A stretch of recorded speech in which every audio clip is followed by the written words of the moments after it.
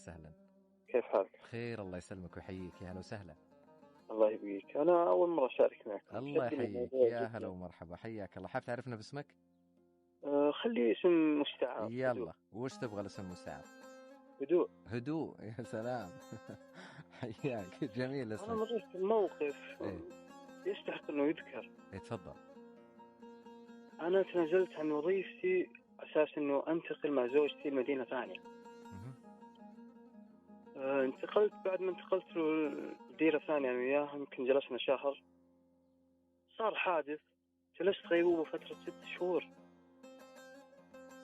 صحيت لما استرجعت الأمور، بديت أستذكر وضعي واسترجع الأيام اللي راحت. في إنسان مفقود، وينه؟ زوجتي وين؟ انصدمت أنه زوجتي قدمت يمكن من ثاني شهر، قدمت خلع للمحكمة أنه الشخص متوفي دماغيا وكذا كذا، وانصدمت أنه أنا مخلوع.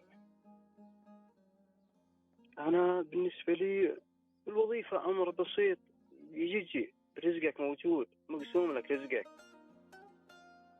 لكن مو مستوعب الشيء اللي صار. أنت سويت حادث ودخلت غيبوبة 6 شهور؟ إيه نعم. الحمد لله على السلامة، هذا أولا. الله يسلمك.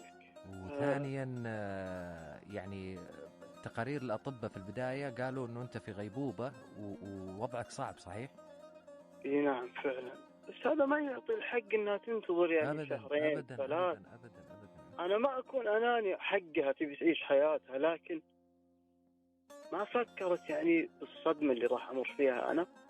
أنا وضعي ما يسمح. لو ربك الحمد لله كتب لي حياة جديدة، لكن عندي معاناة من الآلام والعمليات والمشاكل اللي أنا فيها. يا الله.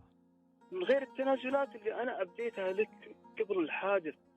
زوجتك كانت معك في الحادث؟ كانت معك في الحادث؟ لا للأسف، أنا كنت رايح لها إجازة. لحالك. طيب أعطيني أول ما يعني صحيت، أنت متى عرفت هذا الموضوع؟